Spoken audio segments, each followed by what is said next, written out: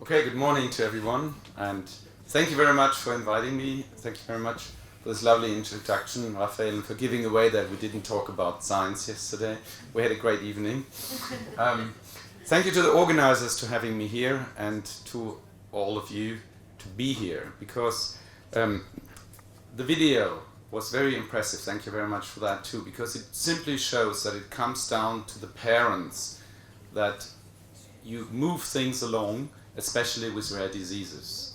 And we as the scientists and the doctors, we need the patients, we need you to tell us and to support us to do the research and make things better for your children. And I've been working in the field of GLUT1 deficiency syndrome for 22 years now, and I always experience that things move ahead when parents get started and help to support us. And I wasn't aware that there are so many patients and such an active group in Spain.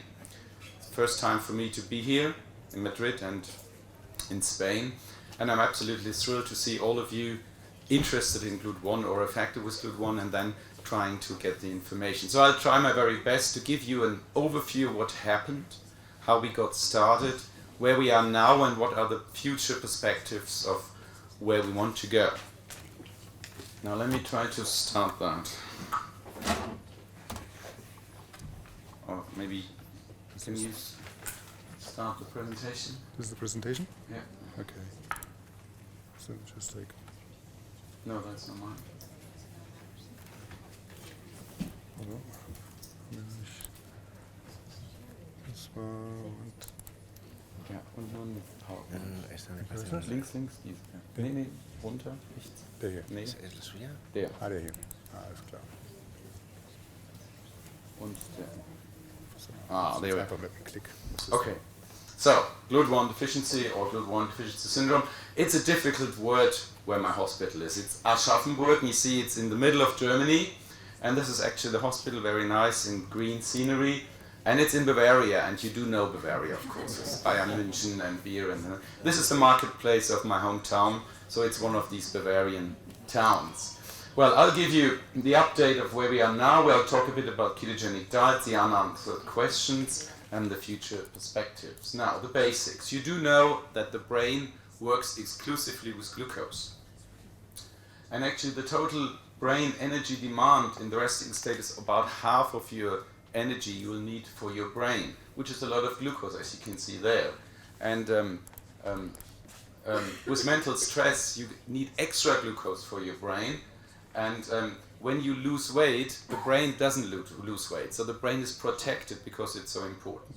So what this slide tells you really is that there is a lot of metabolism going in the brain. And of course, if you don't get the fuel in, if you don't get glucose in, you run into problems. And this is the blood-brain barrier. You can see that the glucose, these blue balls, arrives through the bloodstream, and then the transporter brings it into the brain. And if the transporter has a defect, you have an energy crisis in brain, and that is what we call GLUT1 deficiency. Now, this is Dr. De Vivo, when I met him, when I worked with him in New York City, and this is actually my daughter at that time. You see that when he described the first two patients, that was in 1991, and when I arrived in his lab, there were 5 patients in the world. And then we did all the diagnostic, we built up the diagnostic tests, we've been working in the laboratory. When I left his laboratory, there were 10 patients in the world. And then we set out to tell other physicians that this disease is real and that you can do a lot of good by treating it with a ketogenic diet. And now we have at least 400 patients worldwide. I think there are much more. So this is my daughter now when she was graduated. So you see as time goes by. This is the diagnosis. You know that we do the lumbar puncture and you find a low CSF glucose. And you can do the mutations in the GLUT1 gene, as we just heard, and that confirms the diagnosis. Then there's a glucose uptake assay, which is also indicative of GLUT1, but can only be done in New York City with Dr. De Vivo. So it's not practical and it's not openly available. So you really have to focus on these two. Now, when you do the lumbar puncture, you have low CSF glucose. That's logic. But this is a very important slide for all the doctors in the room, because I asked Dr. De Vivo, how did you think of GLUT1 deficiency? What gave you the idea that this is a new disease? And he said, well, it was the CSF lactate. As you can see here, these are 5 conditions where CSF glucose is low. And in these 3 conditions, the blood glucose is also low, which rules out GLUT1 deficiency syndrome. So that leaves you mitochondrial defects in glucose transport. And you can see that here the lactate is low to normal. And that was the clue to Dr. De Vivo to say, if you have low CSF glucose or normal blood glucose and then low CSF lactate, that's your diagnosis of GLUT1. That's the biochemical hallmark of this disease. You always look for lactate. And when you do the lumbar puncture, sometimes it's normal in patients, and you wonder why can that be.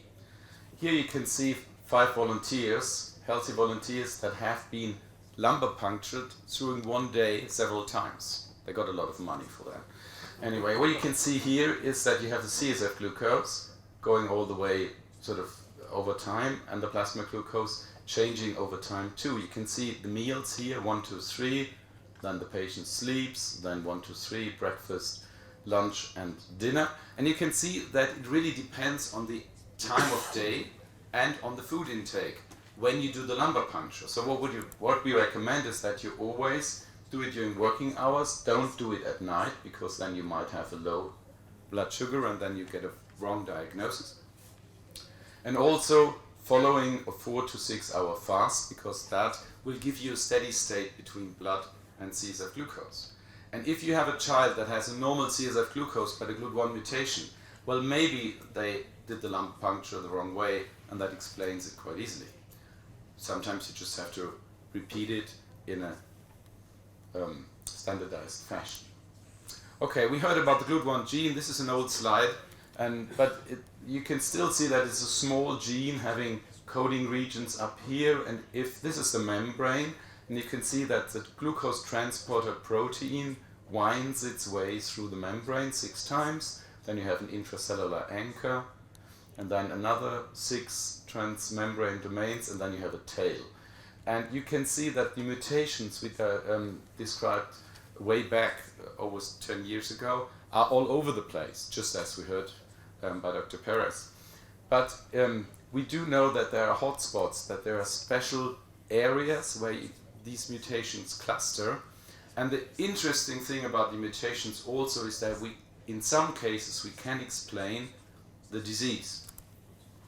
When you have a mutation, it can be clearly pathogenic, but some of the mutations are not clearly pathogenic. They are sort of might not be pathogenic, and then you have sort of benign variants which do not cause a disease, but you would still pick them up when you do a genetic analysis. And this is the problem for us. If you have a mutation, it doesn't 100% mean that this is the evidence that it's GLUT1, just as we heard with other genes.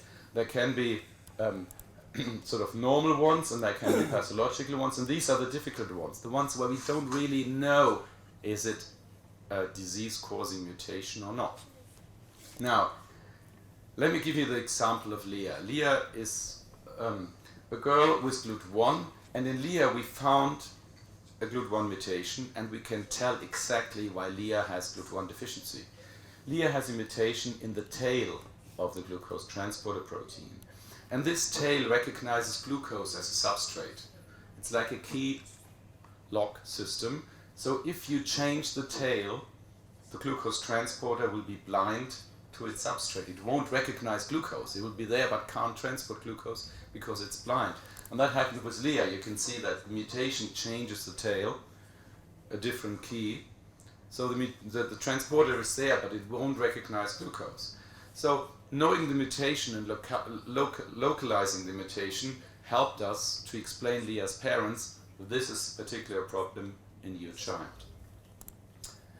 Having said that, this is another model of the transporter. This is the tail I just talked about.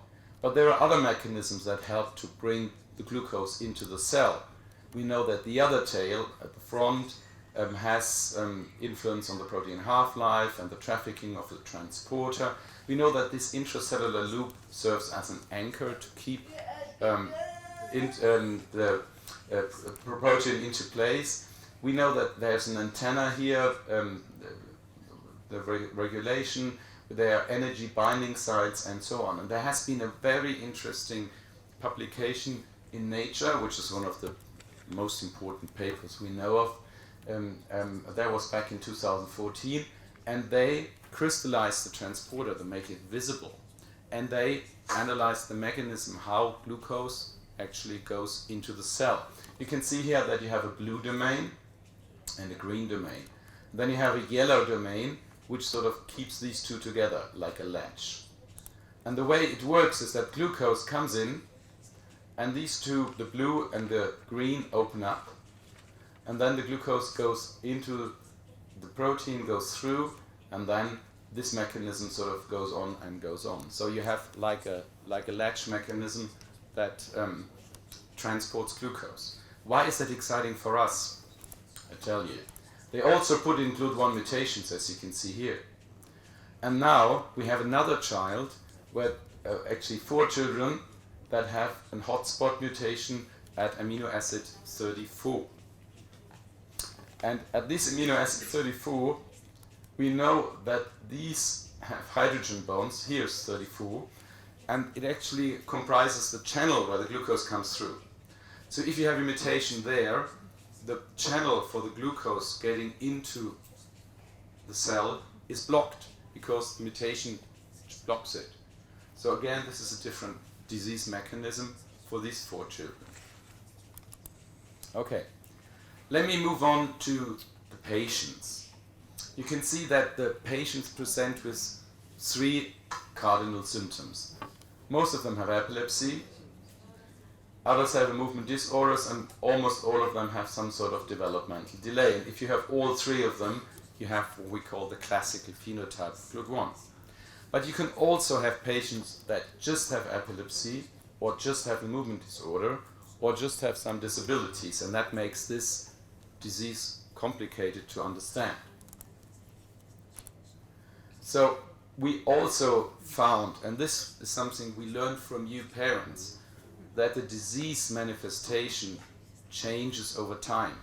So in a baby with GLUT1, you have a different problem than with a teenager in GLUT1, and an adult in GLUT1 will again have a different problem than the others. And you can see that over the time frame. Usually it starts with funny eye seizures, and I'll show you a video in a second.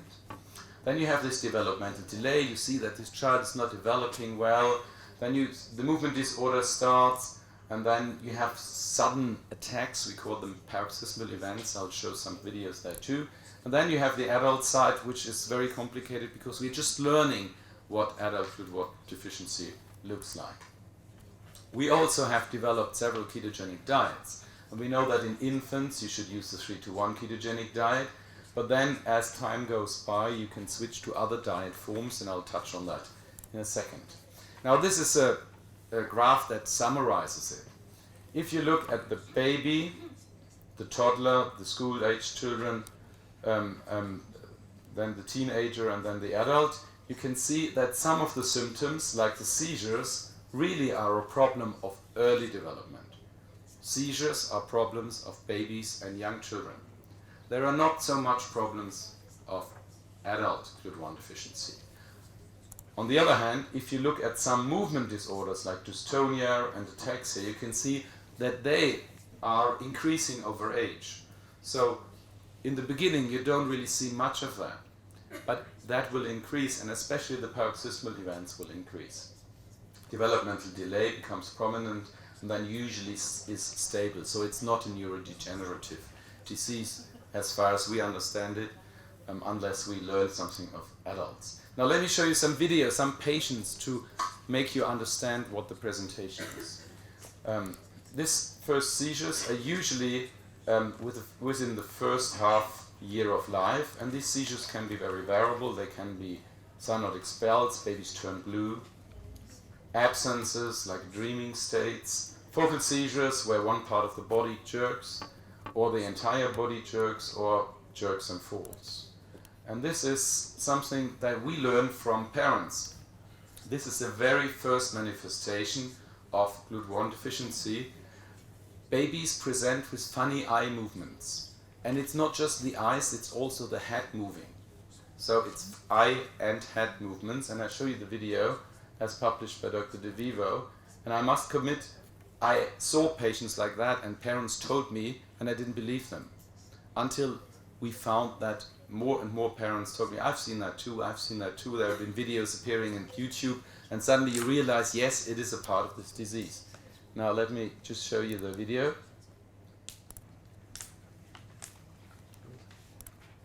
There we are. So it's a 5-month-old girl. Can you look right at me? It's not a seizure. This She is pretty much how it goes. fully It's aware. severe.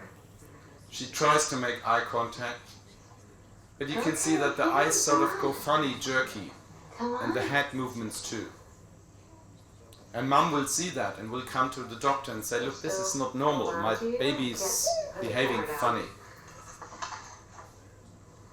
And usually they call it a seizure. And then you do the EEG and you see that it's not a seizure, and you look at it and you can see that it's actually this No, first she's presentation of a little Glut bit. 1.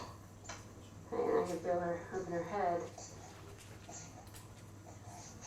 Yeah, she looks like she's pretty much done. So that was about 5 minutes. Okay.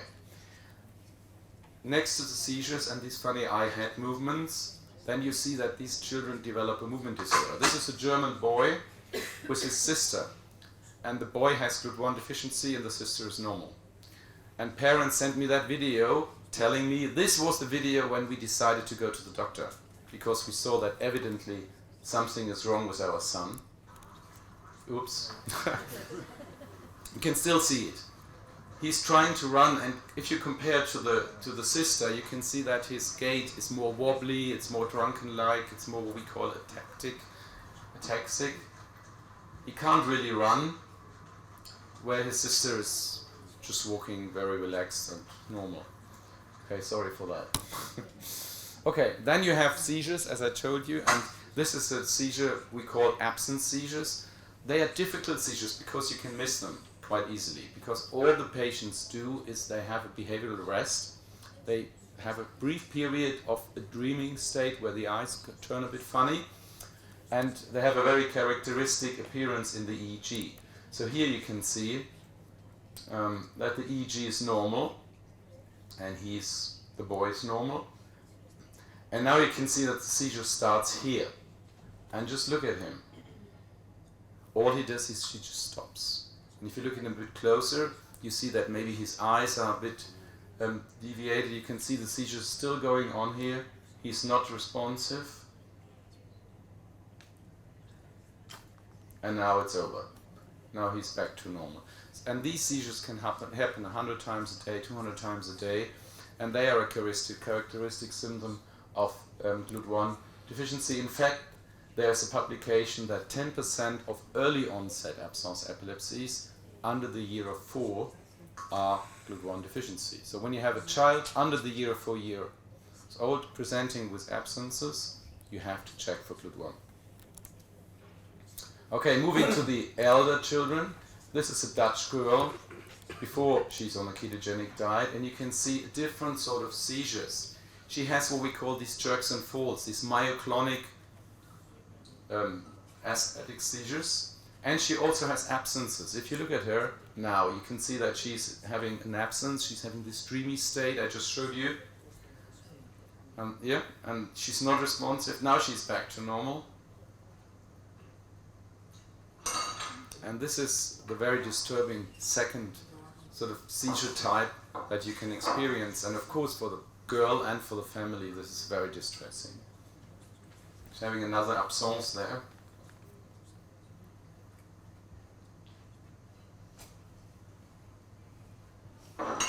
And you can imagine that if that happens twice or 3 times a minute, this is really disabling. Okay, moving to the movement disorder itself.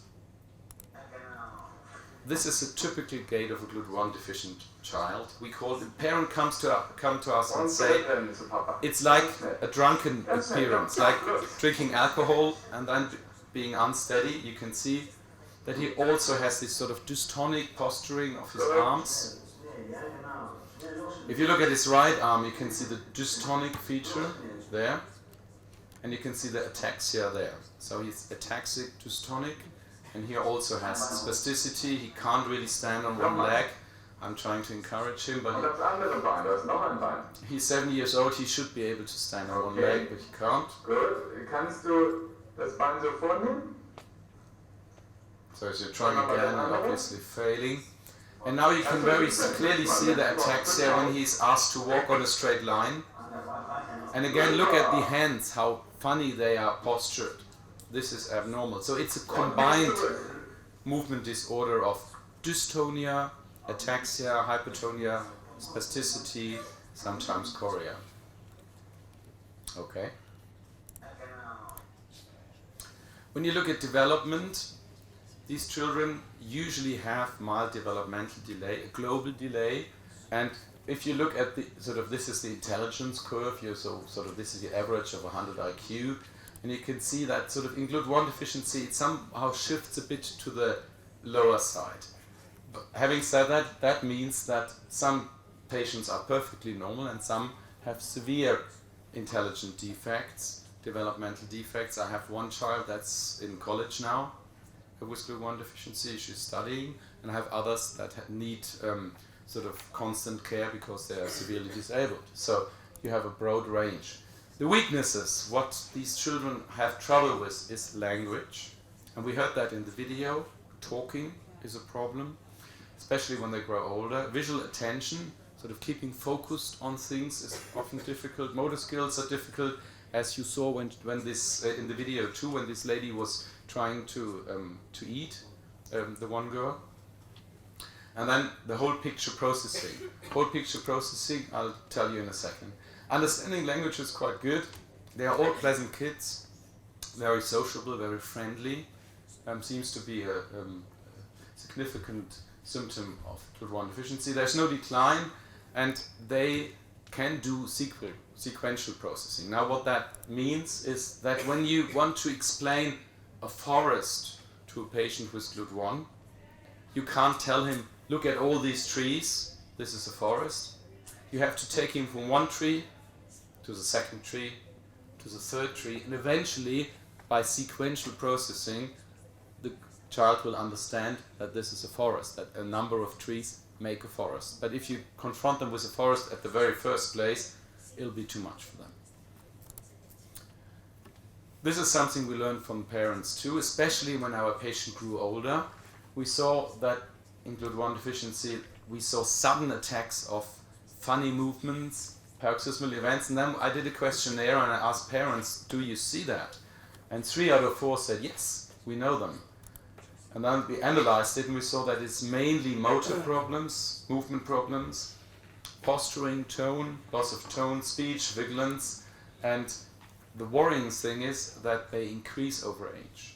So usually in infants it's pretty low, but you can see that about 40% of teenagers said, yes, we do experience this problem. And this is a boy, 3-year-old, and this is normal on the ketogenic diet. So he was very successfully treated with a ketogenic diet. And now you can see him a couple of years earlier when he has one of these sudden attacks. And that lasted about half an hour or 1 hour, and you can see that he's so wobbly that he even falls down trying to turn around. See? And that wasn't a constant sign, it only happened twice a day, 2 times a week, and went away when the patient was at rest again. This is another of these paroxysmal events. This is a 13-year-old English girl. She has GLUT1, a mild phenotype. She's on the ketogenic diet, and as you can see here,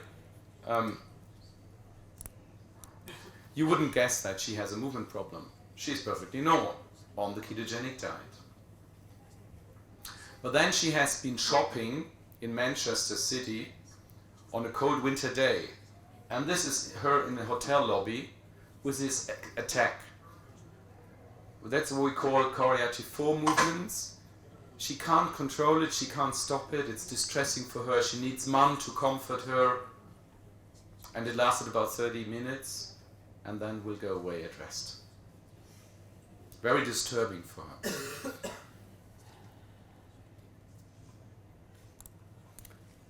And this is, again, 13-year-old, and look at her feet. This is one of the typical presentations. She's walking now. This is sort of her normal walk. It's not normal, but for her it's normal. And now you see one of these attacks. Just look at that. Sort of the foot is turning inwards like a spastic attack. It's painful. She wants to stop. Mom, come on, carry on. Dr. Klepper wants to see a video. So she's moving on. And you can precisely see that she's having a lot of trouble. And this is quite characteristic for this paroxysmal movement disorder. In fact, we should have known, because there was an Italian patient, 21-year-old, and that was published in Neurology 2008. And it was a single report. So we thought it's just something very special, it's not typical, it's something that someone observed and we'll never see it again. But this lady walks normal, and this is her attack. And just look at the difference. So it was there, and we should have known, but it took us, I think, another 10 years as doctors to understand that this really is a problem in GLUT1 deficiency, especially in adults and girls beyond puberty. Okay. Now, so if you look at it in summary, the seizures are usually well controlled by the ketogenic diet. There are some patients that still have seizures, but it's a minority.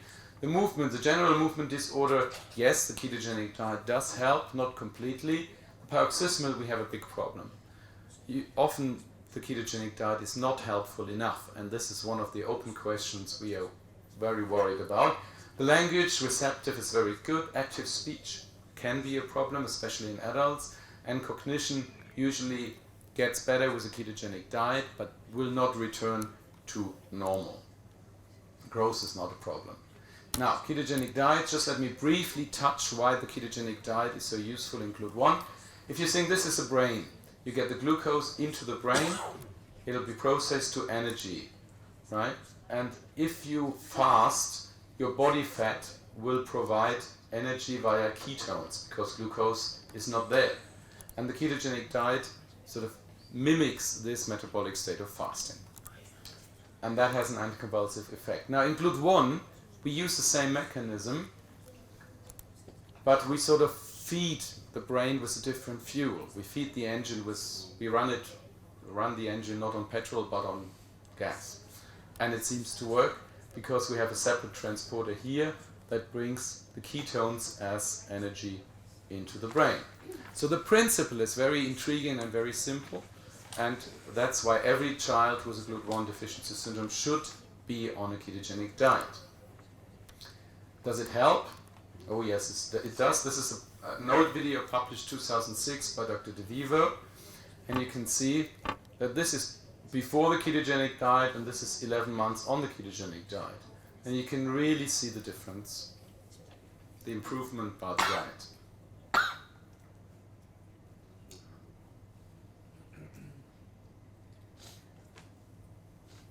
And it were these videos and the parents that experienced the benefits of the ketogenic diet that brought others to believe that this is a symptom you should look for and you should find a treatment for. Okay, sorry. How to do the ketogenic diet? If you know that you have to, you have to do a ketogenic diet, we usually admit them to hospital. We don't fast them anymore, but we introduce the ketogenic diet and do the fine-tuning. You can measure the ketones in urine and blood. We usually recommend to do it in blood. And then, of course, you have to supplement with calcium, multivitamins, and sometimes carnitine. And it's important when you check your ketones, because the ketones are usually lower in the morning than they are in the evening.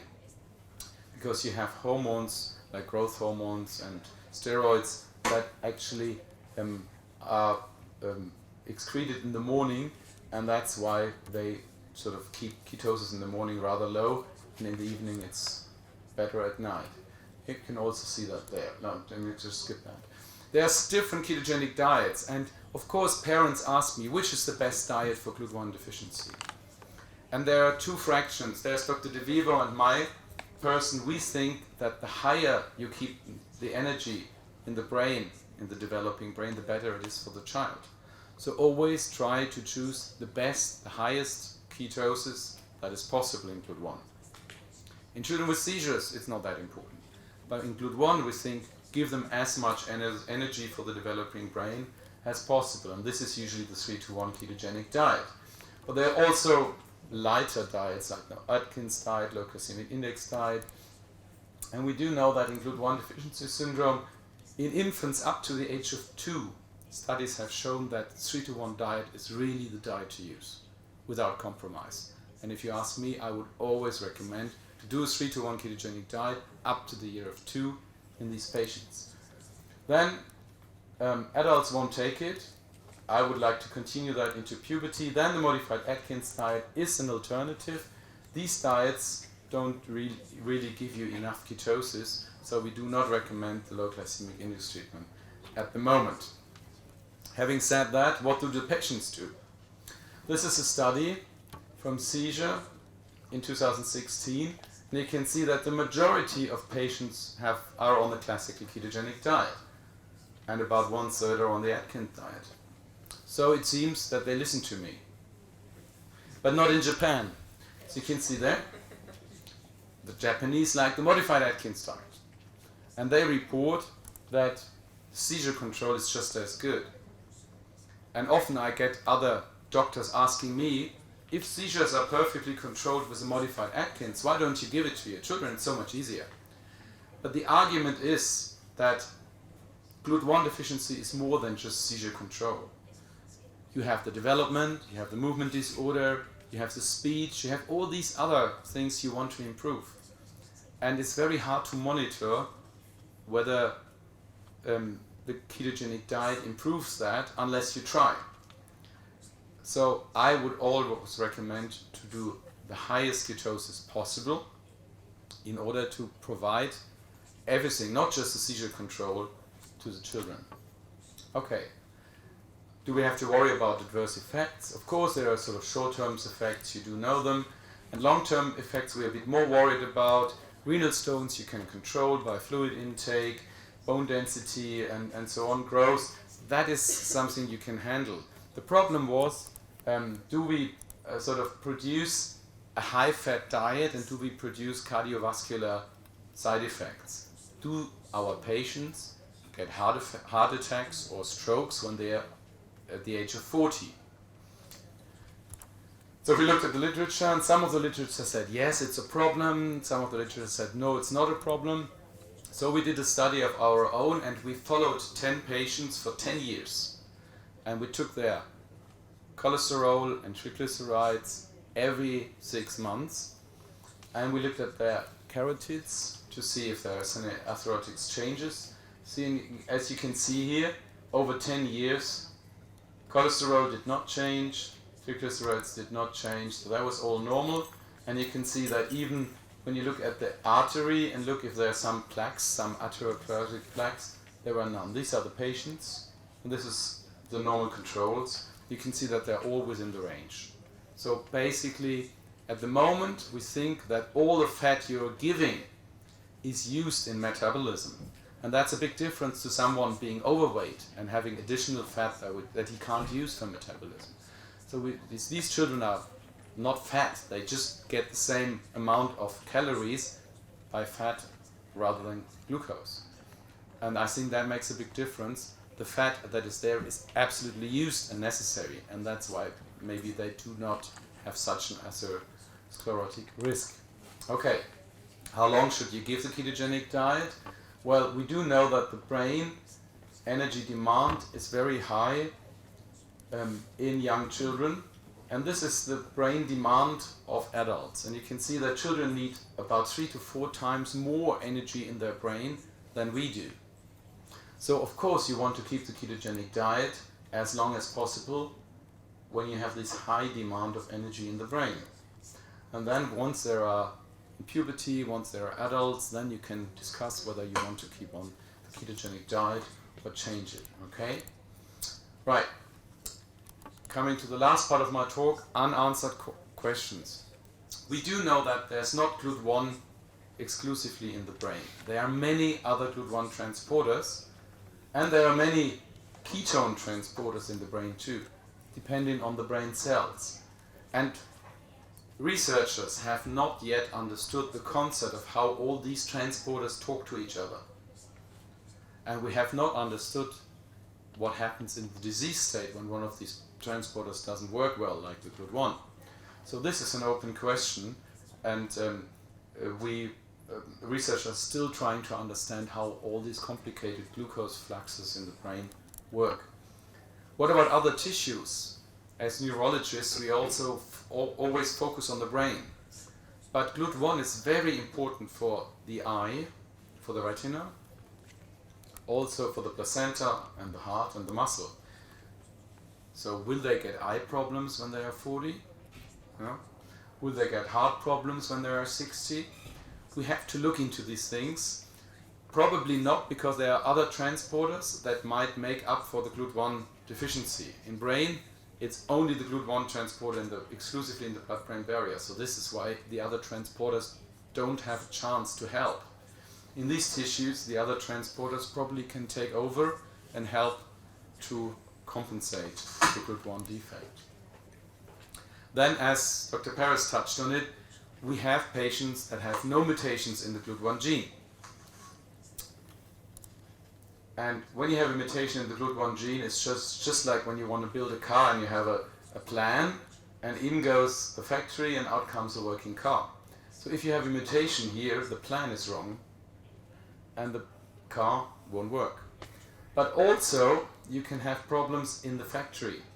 You can have a perfectly normal plan, meaning that you don't have any mutation, but while processing, while building the GLUT1 protein, bringing it to the membrane, activating it, pooling it, all these steps are a black box for us at the moment. We don't know what's happening in the cell, and this is called proteomics, and we are suspecting that some patients that have a normal gene have problems in the factory, and out comes a broken GLUT1, broken car, but because one of these factory machines is in fact not working properly, and we have to look into that. Told you about the spectrum. Let me just briefly touch on the babies and the adults. Now, start with the babies. This is a 3-year-old girl in America, and she's very special. I met her 2 years ago. Her mum has GLUT1 deficiency, and she got pregnant. And she was on the ketogenic diet during pregnancy. And then this girl also has GLUT1 deficiency. And she's 3 years old, she's 4 years old now, and she's perfectly normal. She has no symptoms because she's been on the ketogenic diet during pregnancy and right on the very first day after delivery, because we knew that she had GLUT1. And this is very encouraging. It's what we call a proof of principle or proof of concept, that the earlier you start the ketogenic diet, the better it is for the brain, because it gets energy. And maybe one day we'll be able to do some sort of newborn screening to really get the children as early as possible and provide the best treatment. Now this is the other side, these are the adults. This is Cleo, and Cleo has a clear GLUT1 deficiency. She's 21 years old, she's an English girl, and her problem is the ketogenic diet, because when her ketones drop below 2, she gets seizures. And when she has her menstruation, she also gets seizures. And she can't take the ketogenic diet, she can't simply eat it, because she didn't accept the taste anymore. So we talked a lot, and in the end we decided to put a gastric tube in order to give her the ketogenic diet. And it was a very hard decision for all of us to do it in a 21-year-old girl, but it worked. And now she's off the gastric tube again, and things are working better. So this is even an option that you can do in adults. Okay, future perspectives, how I'm doing in time? It's got 5 minutes. Okay. Now this is a new test for GLUT1. It's been published 2 years ago. These are red blood cells, and red blood cells are full of GLUT1 transporters. And you can sort of put a little light on an antibody, and the antibody will recognize GLUT1 on the red blood cell, and then with all these GLUT1s you can sort of look how much light they emit, and that way you can see whether you have GLUT1 deficiency or not. See, the problem with this test is that if all the transporters are there but they have a functional problem, the assay will be normal. It won't pick up GLUT1. Only if half of them are missing, it's a quantitative test, then you will pick them up. So it's not suitable for newborn screening, but it will be another test available very soon. You can get them in France. We are just introducing the test in Germany. There are efforts to bring it to America, and I think sooner or later this will be another sort of screening test. If the test is normal, you have to do other tests. If it's abnormal, it indicates GLUT1. Okay. What can we do to help the children with GLUT1? Can we do gene therapy, targeting the genome, or can we sort of address the factory and look what's happening in the cell with the protein? So what we can do, we can protect the cell. We do know that there are certain inhibitors of GLUT1 function, like coffee. So if you have GLUT1, don't drink caffeine, because we think that caffeine will block the transporter. There are certain drugs, anti-epileptic drugs, that do not work well with the glucose transporter. So by protecting the transporters that are there, you can help the patients. Alcohol, caffeine, green tea, and certain drugs. Okay, now what about gene therapy? Now gene therapy works that way that you have two options. You can put the GLUT1 gene into a virus, and the virus will then go into the brain, infect the cells, and produce the healthy GLUT1. Or you can try to use antisense nucleotides. Now let me just show you how that works. It works for Duchenne muscular dystrophy. You have a gene, and then you have a mutation, and it causes a stop. So you don't get a functional protein. This stop causes an incomplete protein. This is a mutation, right? Now, what the drug does is that it sort of offers, that it offers a bridge over the mutation, and that way the reading will continue of the gene and the product will be produced. And it has been, there's a trial going on for Duchenne muscular dystrophy at the moment. Maybe this is an option for other monogenetic diseases like GLUT1. We can discuss that. Now here's the vector again. You put the GLUT1 gene in, and Dr. De Vivo has been reporting in Milan 2016 that if you inject the GLUT1 deficient mouse with this gene therapy, you can cure the mouse. It works. It works in the mouse, but it does not work in other species yet, and no one has tried it in humans so far.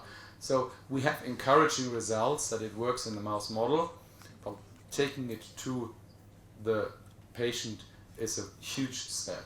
But they're working on it. And then, of course, as you heard, there are other genes, and let me just skip that, it's a bit too complicated. You can have untranslated regions where you can have mutations, and then you can actually find other genetic causes for GLUT1. Now, are there other fuels? We talked about sugar, glucose for the brain. We talked about ketones for the brain, but is there something else you can give? Now, of course, you can give ketones orally. Instead of producing ketones from fat, you can give them directly. And there are ketone salts you can buy in America, and you can actually simply eat them and have ketosis that way. Problem is, they are salts, so it is it's very hard for your renal system to get all the salt out of your body, and then you have to eat it in large quantities, 300 grams, 400 grams, whatever a day. So it's not an established therapy. It's just thoughts people are toying with. Ketone esters is a bit more straightforward. Ketone esters are very highly energetic molecules that are like ketones, but even higher energetic. Ketones sort of put together. And there's been a trial with triheptanoin, and for the sake of time, and as I understand that there's another speaker talking about triheptanoin, I won't touch that. But ketone esters are a way to provide ketones through food to patients who need to be on the ketogenic diet. Coming to an end, there's Professor Pascual. He's Spanish, and he works in Texas, and he has established a GLUT1 registry. So if you can speak English, if you have someone who can speak English, you can register it there as a patient, and the more patients we have in this registry, the more we understand how maybe certain mutations cause a certain phenotype, the more we understand which treatment is successful in which patient, why the patient gets an epilepsy or movement disorder, why it gets a paroxysmal movement disorder. So please, if you have the chance, and I understand that you get a registry maybe yourself, link up with that registry with Dr. Pascual. He analyzed 181 patients just recently in a paper, JAMA Neurology. And what he found is that most were diagnosed by genetic testing. The brain MRI should be done because there are certain abnormalities. Drugs against epilepsy are usually ineffective. Modified Atkins diet works in 1 out of 3 patients, and this really is the bottom take-home message. The earlier you start the diagnosis and the diet, the better the outcome. These are the parents from Nashville, last international meeting in America in 2017. You can see Dr. DeVivo was there. He's here somewhere in the background. This is Dr. Pascual. And all these children have GLUT1. And that brings me back to the very beginning of my talk. It comes down to you as parents to get things moving. And I'm very, very grateful to you that you're all here and that you have this conference, that you meet and that you encourage us to carry on finding cures for this disease. And there is this boy diagnosed with GLUT1, and this video was sent to me by his father after he's been 2 weeks on the ketogenic diet. Before he was on the ketogenic diet, he couldn't stand, he couldn't walk, couldn't talk. And then Daddy sent me this video.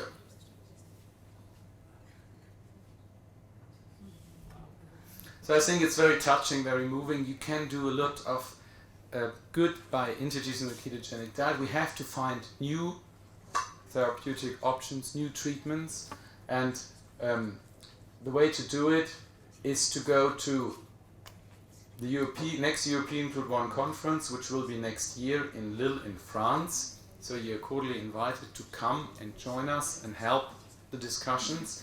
And then in July this year there will be the next American Congress in Washington DC, where a lot, just as I showed you on the picture, a lot of the American and South American people are coming with GLUT1. Always very, very good congresses with Dr. DeVivo coming and me and Dr. Pascual and other speakers of the field. So I thank you for your attention. I'm open to questions, and I wish us a good meeting for the rest of the meeting. Thank you.